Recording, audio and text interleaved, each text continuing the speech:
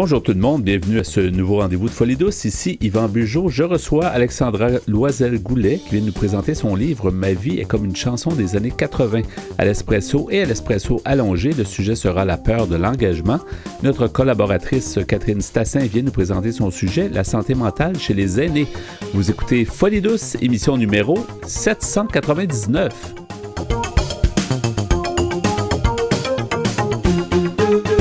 Que vous soyez branché, déboussolé, renfermé ou éclaté, vous s'étonisez actuellement Folie douce. Je reçois maintenant mon invité, Alexandra Loisel-Goulet. Bonjour Alexandra. Bonjour. Pas la première fois qu'on te reçoit, c'est la deuxième fois. Ben oui, avec plaisir. Et c'est intéressant de te recevoir parce que la première fois, tu nous as parlé de ton blog, justement, La fille et son anxiété, où tu nous as justement démystifié le côté anxiété. Tu nous avais expliqué un peu comment ça roulait, dans le fond, dans ta tête, souvent, parce que quand on dit le hamster roule, lui, il est vraiment aux Olympiques, tu sais, il roule. Puis peux-tu nous resituer encore ce que c'est la fille et son anxiété, puis pourquoi tu as peut-être créé cette... Ben en fait, c'est un blog qui parle d'anxiété, mais deux fois, je me mouille à parler de santé mentale en général aussi. Ouais. De plus en plus, je parle de troubles de personnalité limite aussi. On dirait que j'aime ça, parler de choses dont on parle pas. L'anxiété, on en parle un petit peu plus. Donc, je trouve que le TPL, tu sais, j'ai quelque chose à dire là-dessus. Ouais. Je trouve que les gens n'en parlent pas. Donc... c'est tabou. Il y a beaucoup de monde qui n'ose peut-être pas le dire, mais il y a beaucoup de monde qui en souffre. Exact. Puis c'est qu'en fait, je pense qu'on ne le comprend pas. On pense que, tu sais, on comprend la bipolarité un peu, on va comprendre l'anxiété de plus en plus, mais le trouble de personnalité limite... c'est comme une bébite qu'on ne sait pas trop exactement qu'est-ce que c'est. Puis les gens ont peur d'être atteints de ça. Donc ça me fait comme plaisir d'en parler justement pour qu'on arrête d'avoir cette peur-là vis-à-vis de ça. Puis d'avoir peur surtout des gens qui en souffrent, en fait. Puis ce que je remarque, c'est qu'il y a beaucoup de participation. C'est ça qui est la bonne nouvelle, je trouve. L'engagement, là, pour vrai, j'ai beaucoup de partage. Les gens sont là. De plus en plus, les gens osent aimer. J'avais beaucoup de différences entre abonner et aimer. Oui. Tu peux suivre quelque chose, t'abonner, mais aimer, ça veut dire qu'il y a comme un statement. Il y a un engagement, puis les gens le voient que tu aimes quelque chose, tandis que quand tu es juste abonné, les gens le savent pas. Ouais. Fait que de plus en plus, les gens aiment, fait que ça, c'est vraiment le fun pour moi. Tu sais, ça va faire 3 ans, mais là, 2 ans et demi, puis déjà, tu sais, le cap du 8000 et tout ça, fait que puis les gens, c'est ça, ils commentent beaucoup, ils partagent, donc ça, c'est vraiment bien, là. Les gens parlent en privé, tu sais, ils me parlent en privé, tout ça, fait qu'il y a vraiment un beau mouvement positif. Parce qu'il y avait un besoin, probablement, que, tu sais, il y a tellement de gens qui ne savent plus trop à qui, juste de dire des choses, juste de ne pas se sentir jugé, d'être capable d'en parler, de l'écrire. Tu sais, c'est pas évident d'avoir comme une espèce d'amis virtuel. En tout cas, on parle de web, mais jusqu'à un certain point, tu es presque une amie aussi réelle. Mais en fait, oui, je pense que les gens me voient comme ça dans le sens où souvent, les gens qui vont parler de santé mentale, ça va être des professionnels de la santé, ça va être travailleurs sociaux, psychologues et tout ça. Ils font un excellent travail, mais d'après moi aussi, c'est juste qu'ils s'éloignent un peu des gens. Tu sais, veulent pas par leur fonction, ils peuvent pas être aussi proches des gens.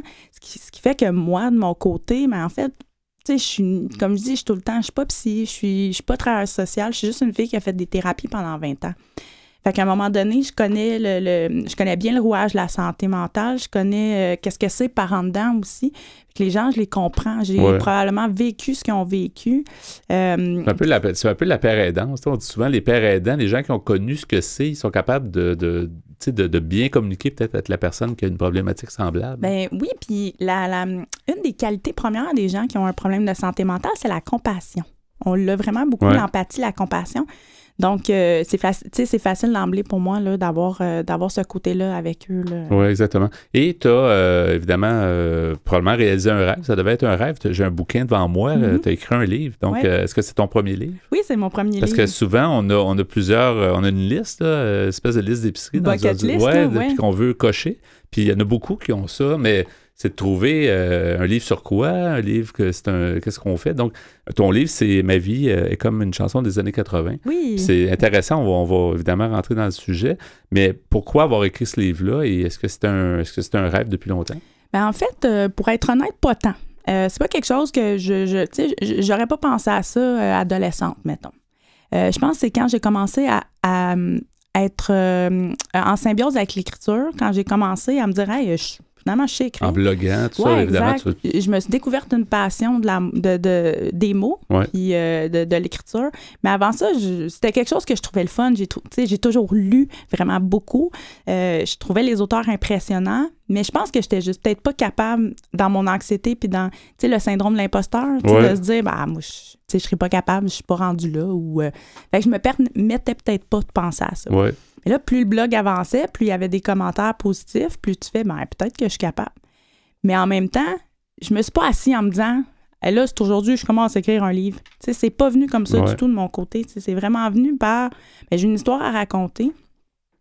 Puis qu'elle finisse en livre, qu'elle finisse en blog, en PDF sur l'Internet, moi, c'était comme, j'ai le goût de raconter quelque chose, mais que ça soit autre chose que moi.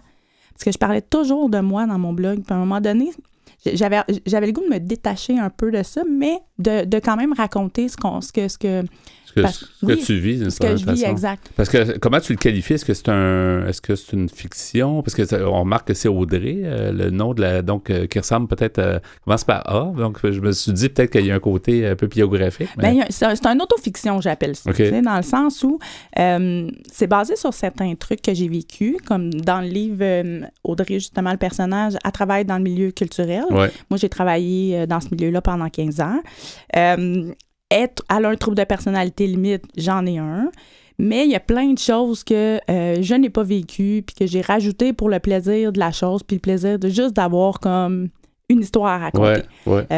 T'inspires de toi, mais tu sais, à quelque part, tu as créé un personnage qui pourrait, à certains points, te ressembler, mais c'est pas nécessairement toi totalement. Puis il y a des choses aussi qu'Audrey fait que moi, j'ai peut-être rêvé de faire ou que dans ma tête, je me suis dit, ça me semble que je le ferais, mais que des fois, tu sais, la raison, le côté un peu, je peux pas faire ça, c'est un roman. Ouais, fait que là, je me suis lâchée là, puis ça fait du bien.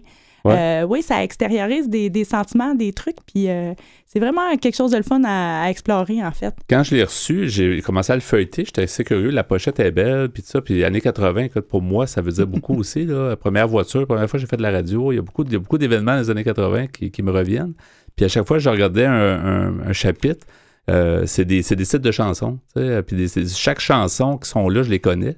Fait que ça t'est venu comment, l'idée de commencer les chapitres avec un titre de chanson? En fait, moi, je suis une fan des années 80. Je suis née en 1980 pile. En fait, c'est que cette musique-là a bercé mon enfance. Mes parents, c'était des mélomanes, aimaient beaucoup la musique.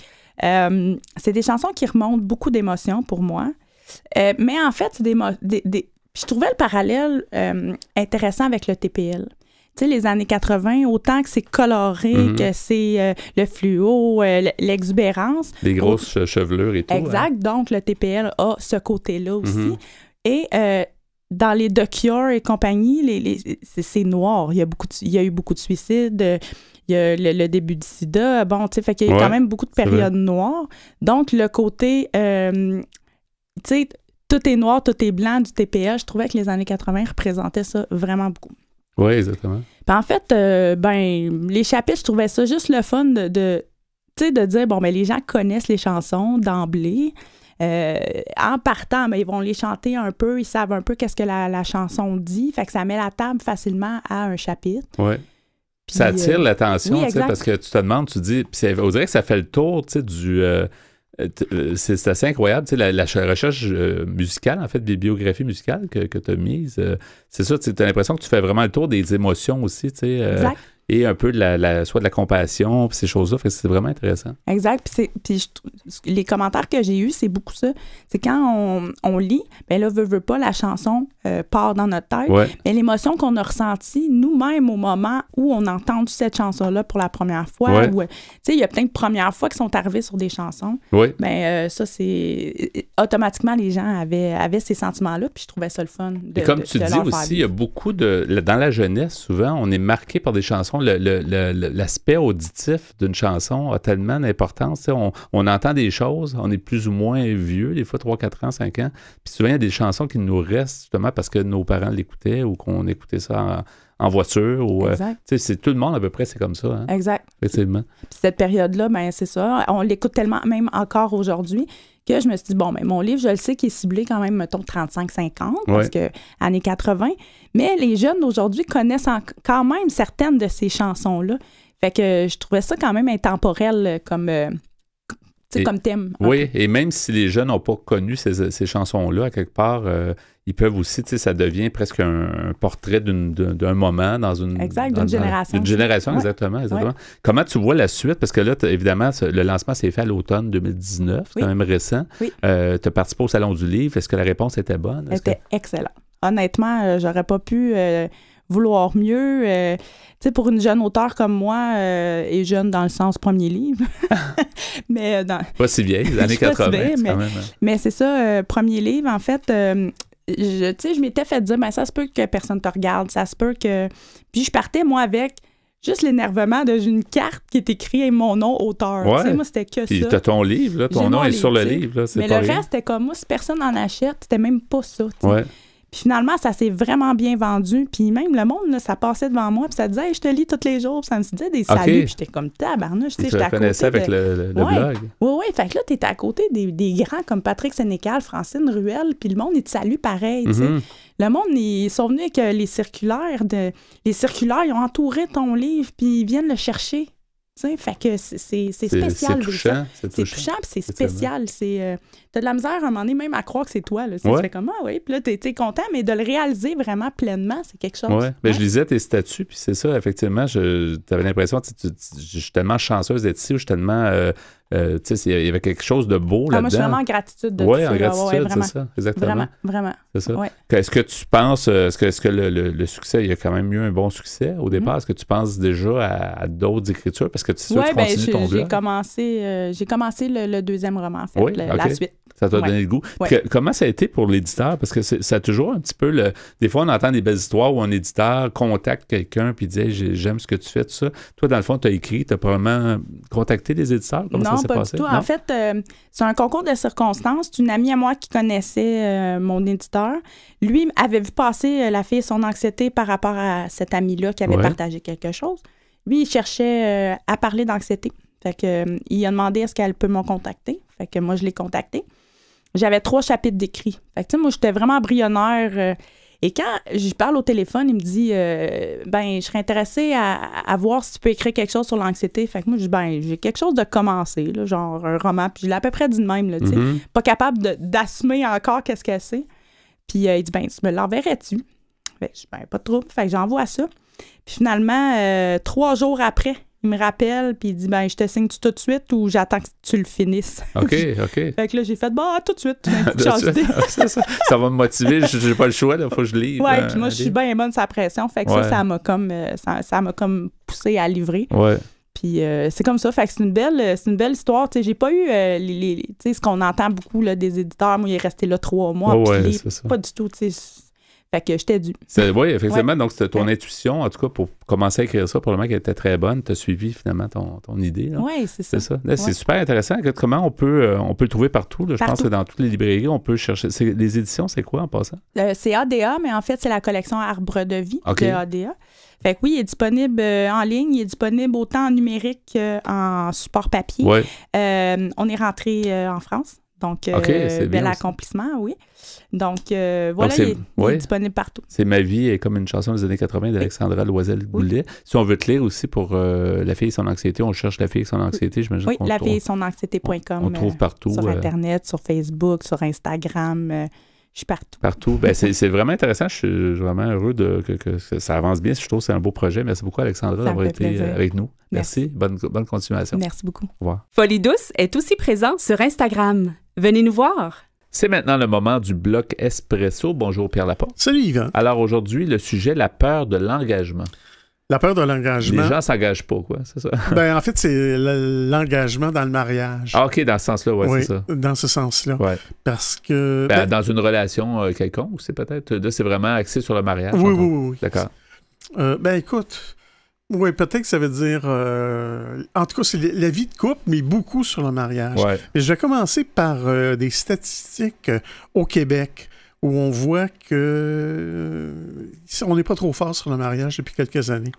C'est presque mondial, je dirais aussi. J'ai l'impression qu'il y a peut-être des pays que c'est mieux que d'autres. C'est possible, mais je me suis concentré sur le Québec, pour aujourd'hui. Alors, je suis allé sur le site rcinet.ca .ca, qui est en fait Radio-Canada International. C'est un article écrit par M. Stéphane Parent, qui est né au Québec, élevé en Afrique, puis exilé pendant plusieurs années dans l'Ouest canadien et vivant aujourd'hui en Ontario. Il aime se spécialiser dans les analyses en profondeur, où il peut mettre en valeur ses talents d'observation et d'écrire avec nuance les différentes réalités canadiennes. Alors, il nous dit seulement 22 000 mariages ont eu lieu au Québec. Ça, c'était en 2016. Et les mariés se font de plus en plus vieux. En 2017, c'était 22 883. En 2018, 22 800. Donc, ça va en descendant encore, lentement mais sûrement. Il nous dit les Québécois se marient de moins en moins, mais on constate qu'ils le font aussi maintenant beaucoup plus tard dans leur vie et qu'ils optent de plus en plus pour les mariages célébrés par un proche. Selon les données provisoires de l'Institut de la statistique du Québec, environ 21 950 mariages ont été célébrés au Québec en 2016, soit un tout petit peu moins qu'en 2015 et 2014. Le nombre de mariages diminue d'ailleurs depuis 2012, même s'il s'était légèrement accru au cours de la première décennie des années 2000. Et il y a toujours plus de divorces au fil du temps.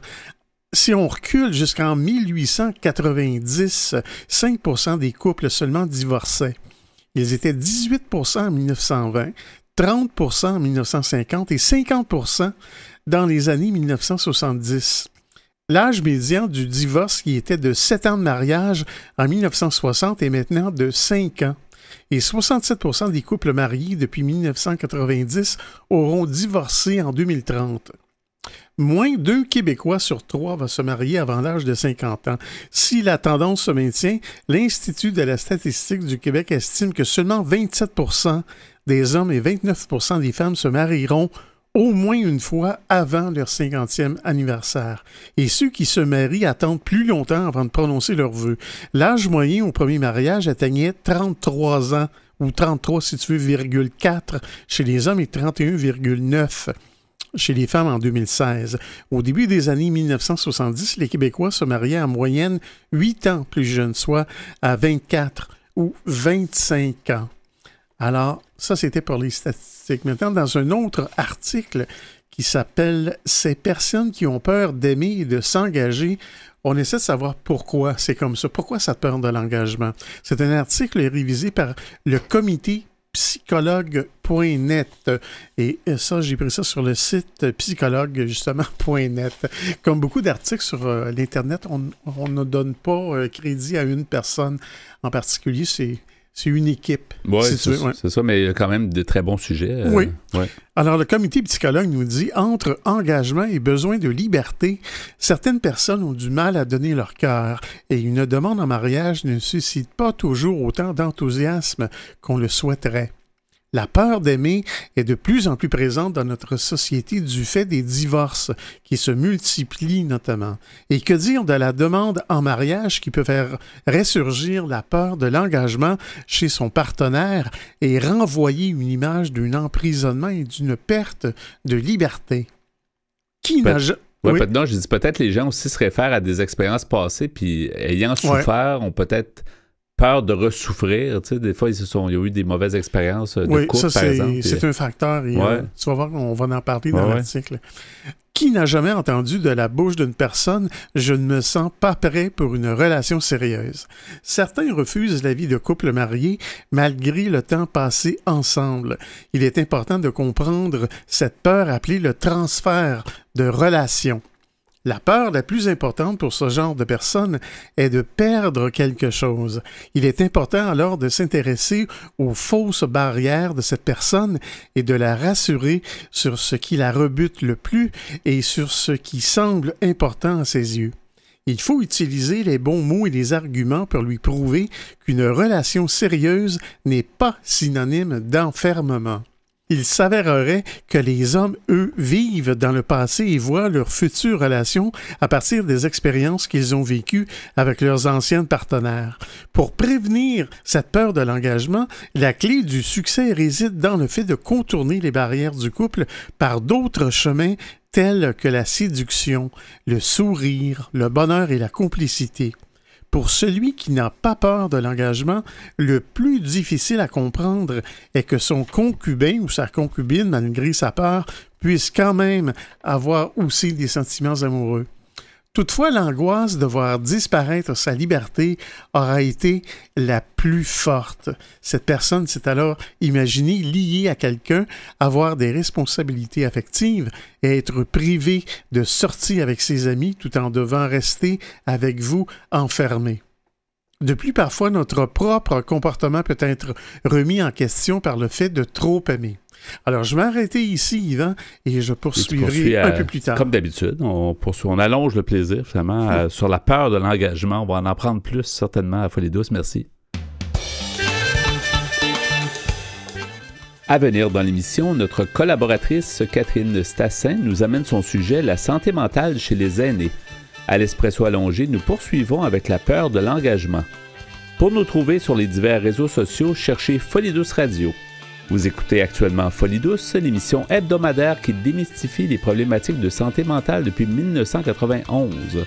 Folie douce, une communauté, une radio. Les meilleurs chroniqueurs en santé mentale s'expriment sur les ondes de Folie douce. Écoutons-les. J'accueille à nouveau notre chroniqueuse, donc Catherine Stassin. Bonjour Catherine. Bonjour Yvan. Bonjour. Alors, encore aujourd'hui, tu nous viens avec un excellent sujet sur la santé mentale et cette fois-ci, la santé mentale des aînés, dont on parle pas tant que ça, finalement, à l'émission et dans la société en général. Les aînés sont souvent peut-être délaissés jusqu'à un certain point. Donc, on va en apprendre plus sur la santé mentale, peut-être l'état de la situation de la santé mentale des aînés, n'est-ce pas? En effet, oui. Et Yvan, saviez-vous que les aînés, selon les chiffres officiels au Canada, ne sont pas plus touchés par la maladie mentale que le reste de la population? Ce sont les chiffres officiels canadiens. Oui. Ils sont plus touchés ou Ils ne sont pas plus touchés, d'accord. Ça, ce sont les chiffres officiels. Ouais. Mais après ça, il y a un grand mais. Okay. Est-ce qu'on va parler du grand mais? Oui, j'aimerais bien. Ben oui, certainement. En fait, on peut d'abord un petit peu, pour expliquer aux gens qu'est-ce qu'on considère une personne aînée. C'est une personne qui a plus de 60 ans. Mm-hmm. C'est très hétérogène comme population, des gens très en forme, évidemment. C'est déjà mieux que 50 plus. C'est déjà mieux parce que 50 plus, je trouve ça jeune, des fois, pour dire aîné. C'est très jeune, en effet.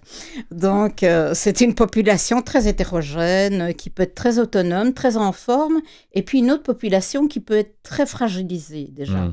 Donc, c'est vraiment un ensemble de populations. C'est pas, on parle des aînés, mais dans le fond, il y a toutes sortes de personnes. Et il y a plusieurs types d'aînés. Tu sais, on parle d'un aîné de plus de 90 ans, c'est pas la même chose que quelqu'un dans la soixantaine. Donc, Et aussi, il peut y avoir quelqu'un de 90 ans très en forme et quelqu'un en soixantaine qui n'est déjà plus autonome. Exact. Donc voilà, ça c'est la population des aînés. Maintenant, en fait, en réalité, pourquoi il y a un grand mais? Il y a un grand mais parce qu'en fait, il est éprouvé que les troubles dépressifs et anxieux chez les aînés étaient sous-diagnostiqués. Donc, il y aurait beaucoup plus de personnes anxieuses et dépressives chez les aînés que le chiffre officiel. Il y a d'autres chiffres. On parle au Québec d'une personne... pour l'Organisation mondiale de la santé, de 20% des aînés. D'accord? Qui aurait une certaine problématique de santé mentale? Exactement. Dans santé mentale, quand on parle de ces chiffres-là, il s'agit de santé mentale incluant les problèmes neurologiques qu'on appelle, qui incluent la démence. Okay. D'accord? Maintenant, l'organisme Petit Frère, qui s'occupe des aînés, lui situe le chiffre à 1 personne sur 4 au Canada. Qui aurait des problèmes de santé mentale incluant la démence. D'accord? Donc, il y a plusieurs sortes de chiffres. Ce qui est important, c'est que la grande différence avec le reste de la population qui serait aux prises avec des problèmes de santé mentale et en tout cas des troubles dépressifs et anxieux, c'est que les personnes aînées, à l'heure actuelle, peut-être plus dans 30 ans, mais à l'heure actuelle, sont réticents à faire part de leur tristesse. Donc, elles vont plutôt... aller consulter un médecin et beaucoup utiliser les soins primaires, donc, et ne pas faire peur de tristesse, je répète, et par contre dire j'ai mal à la tête. Donc vraiment, disons, prendre comme prétexte, entre guillemets, leur santé physique. Et donc, bien entendu, comme ce sont des personnes âgées, le risque ici, c'est évidemment que ce soit pris pour un problème purement physique. Donc, c'est vrai que la situation se complexifie avec une personne aînée, d'accord? Parce que les problèmes de santé mentale se mêlent aux problèmes de santé physique et vice-versa. Oui. D'accord? Donc, c'est sûr que les professionnels de la santé doivent être très au fait de cela.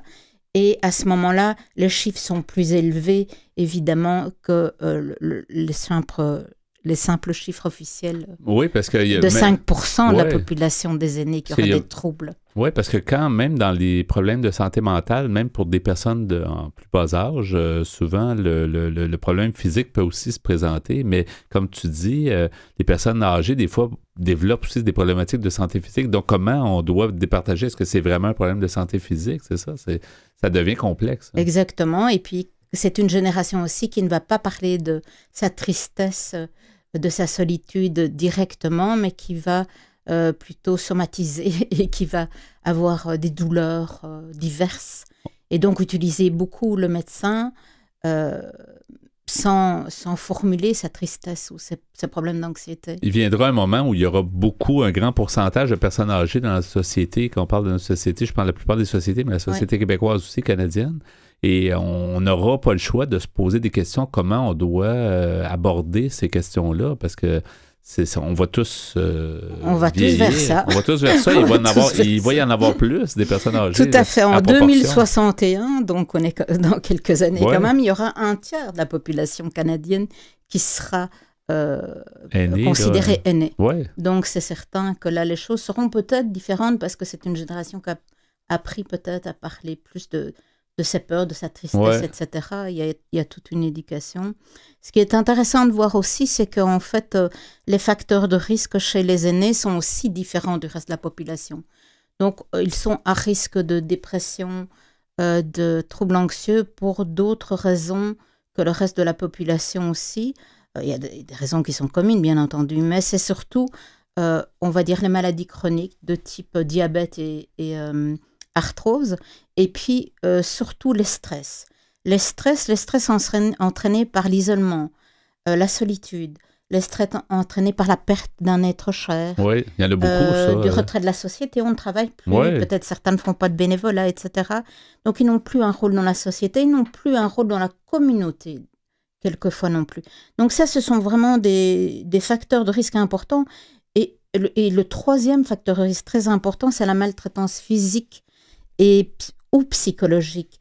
Au Québec, un adulte aîné sur 10 est victime de maltraitance physique ou psychologique. On inclut dans cela aussi psychologique, financière, sexuelle aussi. Oui. Donc, un aîné sur 10 au Québec. Donc, on en a entendu des histoires, mais effectivement, c'est quelque chose. Et tu parlais tout à l'heure aussi du deuxième facteur, là, justement, de risque chez les aînés. La perte d'être cher, c'est un âge où on perd ses amis, sa famille, son conjoint, sa conjointe, peu importe. Donc, c'est des deuils. En plus, ça s'ajoute, comme tu dis aussi, aux maladies déjà, qui sont c'est pas tous les aînés qui ont des maladies chroniques, mais il y en a quand même plus que... Et puis au fonctionnement qui n'est plus le même. Les aînés ont des restrictions au niveau du fonctionnement, pour certains, pas pour tous. Non. Et puis tout cela débouche beaucoup sur l'isolement. L'isolement qui vraiment touche 30% des aînés sont vraiment en risque d'un grand isolement social, avec des conséquences sur la santé mentale. C'est pour ça que je voulais en parler plus particulièrement, parce que l'isolement fait partie des risques au même titre que le tabagisme, l'alcoolisme et l'obésité est un risque important pour la santé. Donc, c'est très important de prendre en considération cet isolement parce qu'il peut mener évidemment à la dépression, aux troubles anxieux et au suicide chez les personnes âgées également. Je me demande toujours s'il y a assez de services et s'il y a assez d'activités, entre guillemets, pour des personnes âgées qui vivent, par exemple, dans leur logement. Tu sais, on parle souvent des centres de personnes âgées où il y a certaines activités. Là, j'imagine que l'isolement est moins problématique, mais il y a beaucoup de gens qui vivent seuls ou en appartement. Puis j'ai pas l'impression qu'il y a tant de services, tu sais, qui vont les rejoindre. Là. Ben, c'est certain que les personnes en CHSLD ou dans un autre type d'institution, il y a une différence avec les personnes chez elles qui doivent prendre l'initiative peut-être de se créer des projets personnels. Peut-être qu'en CHSLD ou une autre institution pour personnes âgées, ils vont inviter les personnes à créer des projets ensemble. Il y a une certaine animation. Là, voilà, et ça c'est important, ça a été prouvé que la réalisation de projets personnels, la réalisation d'actions était une manière de briser l'isolement, avec d'autres choses évidemment, hein, et de repousser la dépression et le taux de suicide, avec évidemment l'expression de ses sentiments. Ceci dit, c'est une génération qui est difficile à exprimer les sentiments, et donc malheureusement, seulement 5% des aînés qui ont été diagnostiqués avec un trouble dépressif ou anxieux consultent un psychologue. Donc, ils ont été diagnostiqués chez le médecin, etc. Mais seulement 5% vont aller consulter un psychologue. Et donc, on sait que chez le médecin, on n'a pas le temps de vraiment exprimer ses émotions. C'est important de pouvoir aller les exprimer chez quelqu'un d'autre. Et peut-être l'histoire ne dit pas si c'est une question de coût. Est-ce que c'est des moyens que les gens n'ont pas? Ça coûte cher aller voir un psychologue? Je pense que ça fait certainement partie Sûrement, du tableau, comme pour toutes les autres couches de la société en termes d'âge et de différence d'âge. C'est que ça a toujours un grand coût. Je sais qu'il y a des projets pilotes en Chaudière-Appalaches ou dans d'autres régions pour que le psychologue soit offert gratuitement pour certaines personnes. J'espère peut-être qu'on va arriver à ça un jour, hein, mais pas immédiatement, je pense, c'est pas dans les projets. Mais c'est certain que le coût, quand on est une personne aînée, la majorité des personnes aînées ont un revenu réduit. Oui, exactement. Donc, c'est une difficulté, certainement. Mm-hmm. Alors, ce qui est important, comme je disais, c'est que il faut donc combiner, pour briser l'isolement, il faut évidemment retrouver un rôle dans la communauté ou dans la société via des associations. Et ça va permettre aussi de réduire le risque de démence parce que l'isolement augmente de 60% le risque de démence et augmente aussi la dépression et le suicide. Donc, je pense que c'est important d'aller chercher du bien-être psychologique en se motivant un petit peu, chercher des projets, réaliser des activités comme on pouvait le faire à d'autres moments de la vie. Essayer, si on ne peut pas exprimer ses émotions chez un psychologue, pourquoi pas avec des personnes de confiance. Oui. Du personnel qui est souvent débordé, mais peut-être d'autres convives d'un CHSLD ou des proches, de la famille. Certains proches, tout à fait. C'est important d'aller exprimer ce qu'on ressent. Oui, c'est pas souvent aussi, c'est peut-être quelqu'un même plus loin de notre entité, pas nécessairement de la famille immédiate. Tu sais, des fois, on se sent peut-être pas, on se dit, les personnes âgées vont se dire, ben, je vais les déranger, tu sais, en parlant de leurs enfants, ils ont trop d'occupations, tout ça. Peut-être d'essayer de trouver quelqu'un qui va être peut-être moins attaché avec eux, mais qui va quand même pouvoir les écouter. C'est pas toujours évident à trouver. Mais, tout à fait, en effet. On leur souhaite. Ouais. Oui, c'est bien. Il reste à peu près une minute. Oui. Alors, en fait, moi, j'encouragerais tout le monde et les aînés surtout, donc, à aller parler de vos doutes sur la santé mentale aux professionnels de la santé qui vous entourent. Oui. Si vous n'êtes pas certain, vous avez des moments de tristesse, est-ce que je vis une dépression ou des troubles anxieux, vous n'êtes pas certain, parlez-en et les professionnels autour de vous pourront dire est-ce que c'est vraiment le cas, ils pourront vous traiter. Mm-hmm. Et vous serez aussi accompagné en plus d'un traitement, médicament ou pas. D'accord? Donc c'est important. Il faut aussi dire avec encouragement que l'âge n'est pas un facteur de risque pour des problèmes de santé mentale. D'accord? Mais par contre, une bonne santé mentale, c'est un aspect clé pour bien vieillir. Exactement. Donc c'est vraiment retenir ça. Tout comme c'est important de continuer à donner un sens à sa vie, d'avoir des projets, d'avoir un sentiment d'utilité, de se sentir inclus dans la société. Éviter l'isolement surtout. Oui, on peut conclure avec ça. Donc, écoutez, on peut peut-être donner l'information des gens qui veulent se faire aider. Petitfrère.ca, je pense. Hein? Exactement, Petit Frère. Pour les aînés de plus de 75 ans et les personnes désirant aider les aînés, si vous voulez être bénévole et aider les aînés. On peut s'informer là-bas, petitfrère.ca. Merci beaucoup, Catherine Stassin, de ta chronique. Donc, la santé mentale chez les aînés. Merci et à la prochaine. Au revoir. Au revoir. Yvon. Au revoir. Vous êtes branchés sur Folie douce. Soyez au courant des multiples thèmes de la santé émotionnelle. C'est maintenant le moment du bloc Espresso allongé. Alors, Pierre Laporte, on poursuit sur le sujet la peur de l'engagement que tu as débuté plus tôt dans l'émission. Oui, et je vais terminer la lecture de cet article que j'ai pris sur Internet qui s'appelle « Ces personnes qui ont peur d'aimer et de s'engager ». C'était sur le site committeepsychologue.net. Alors, on nous dit...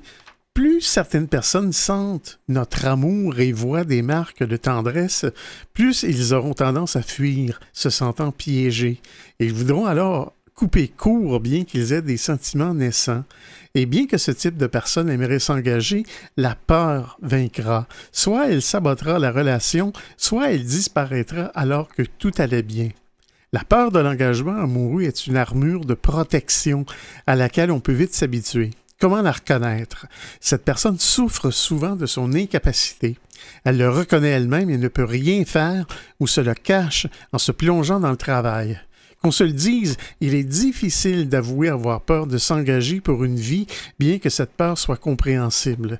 Certains même n'avouent jamais cette peur et pensent ne pas avoir de problème à ce sujet. Cette tendance à ne pas s'engager a de grandes chances de tirer sa source d'une blessure de l'enfance par un parent absent, démissionnaire ou encore distant. Elle peut également provenir de déceptions amoureuses qui ont forgé une image de soi peu flatteuse. On se voit alors comme une personne qui n'a rien à offrir. Une question réelle également. Combien d'enfants dont les parents ont divorcé croient encore au mariage? Et quand bien même certains d'entre eux pensent que le mariage est quelque chose de durable et possible, leur réaction dit souvent le contraire. Ces personnes se ferment à la possibilité de vivre pleinement une relation en refusant de s'exposer au risque d'être blessés ou ferment la possibilité de vivre une nouvelle relation. Et oui, comment construire soi-même un couple solide alors que nos propres parents en ont été incapables? Ces individus cherchent inconsciemment à éviter à tout prix de souffrir de nouveau. Vivre une rupture les replongerait dans le passé. Car qu'on le veuille ou non, nous reproduisons souvent ce que nos parents nous ont appris. Il faut être alors capable de découvrir autre chose et se lancer dans l'inconnu. Et c'est pas rare, non, c'est pas rare, j'allais dire, c'est pas rare de voir que des enfants de parents divorcés veulent à tout prix s'engager puis de pas vivre ce moule-là de divorce. Ça m'est souvent arrivé de voir des gens comme ça qui étaient... Des gens qui veulent prouver finalement qu'eux vont être capables. Oui, puis qui veulent pas revivre, comme tu dis, là, un peu le même pattern là, qu'ils ont pu vivre dans leur famille avec leurs parents. Oui, mais pourtant ici, on nous dit, ou dans d'autres articles en général, que ça peut avoir l'effet complètement contraire, c'est-à-dire qu'il y a une mauvaise opinion, une mauvaise vision du mariage. Moi, j'ai plus vu l'inverse, que les gens voulaient faire autrement, voulaient comme changer le moule, si on veut, la volonté de dire, eux vont réussir à... Ça reste un défi. Hein. Oui, alors je continue l'article. Les résistances à l'engagement sont souvent liées à une estime de soi défaillante, une peur de ne pas être à la hauteur de nos espérances et de l'idéal que l'on s'est construit. La question du mariage fait surgir la question, est-ce que je serai suffisamment attentif, tendre et aimant face à la contrainte du quotidien? Ça, c'est autre chose. Le quotidien, l'usure du temps, des fois. Le quotidien, partout, là, dans le fond, le quotidien est dur pour tout le monde. D'être toujours bien, c'est pas toujours facile, même avec ses proches. Là, avec ses, de traverser des épreuves aussi, exactement. C'est pas facile. Non. Alors, Or, nous ne devrions pas le voir de cette façon, mais plutôt comme un engagement envers soi, l'occasion de se réassurer sur sa propre valeur grâce à notre moitié qui nous a élus comme l'unique. Aimer dans la durée pourrait entrer en confrontation avec nos propres limites. Un exercice que certains n'ont pas envie de tenter. Il faut se fixer des objectifs progressifs en prenant position dans des situations qu'on aurait évitées auparavant, que ce soit dans notre vie personnelle ou professionnelle. De jour en jour, décidez de prendre des engagements, mais ne réfléchissez pas trop. La réussite est dans l'action. Et s'il est fort probable que la peur vienne à vous paralyser, essayez d'obtenir de l'aide afin de vous améliorer tout de même au fur et à mesure. Il est important de déterminer et de changer les croyances conscientes et inconscientes qui nous nourrissent pour les vaincre. Il faut effectuer un lâcher-prise et vivre un détachement par rapport à ces croyances et s'en libérer pour acquérir de nouvelles programmations bénéfiques. Alors, c'est pas facile, ça peut être intimidant de s'embarquer parce qu'idéalement, on s'embarque pour l'éternité avec un conjoint ou une conjointe. Ben c'est dans tous les domaines. Je pense aussi aujourd'hui, il y a moins de... Tu sais, même si on parle du travail, il y a beaucoup de gens qui vont changer de travail. Tu sais, c'est rare qu'ils vont faire une carrière. Donc, la vie est faite différente, justement, est faite différemment que ce que les parents, les grands-parents ont connu. C'est vrai. Comme tu disais tantôt, les statistiques, tu sais, étaient quand même importantes, là, sont devenues importantes au niveau des divorces, alors que dans les débuts des années 1910, 20 et 30, les divorces, ça se voyait presque pas. C'était peut-être mal vu, c'était peut-être une question de...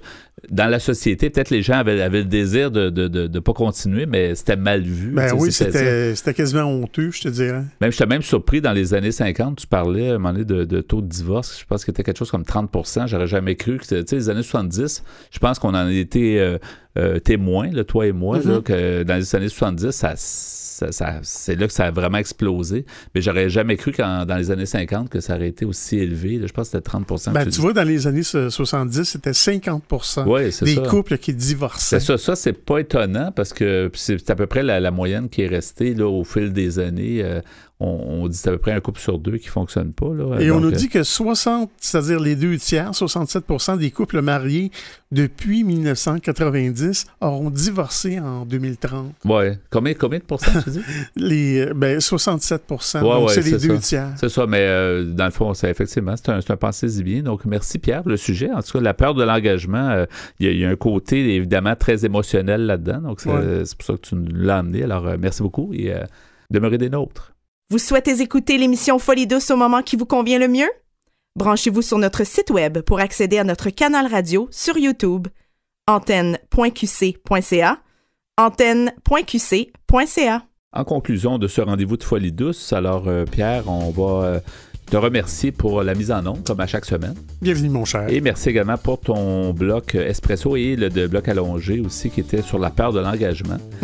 Merci à notre invitée Alexandra Loisel-Goulet, qui nous a présenté son livre « Ma vie est comme une chanson des années 80 », titre très accrocheur. Merci Alexandra d'avoir été des nôtres.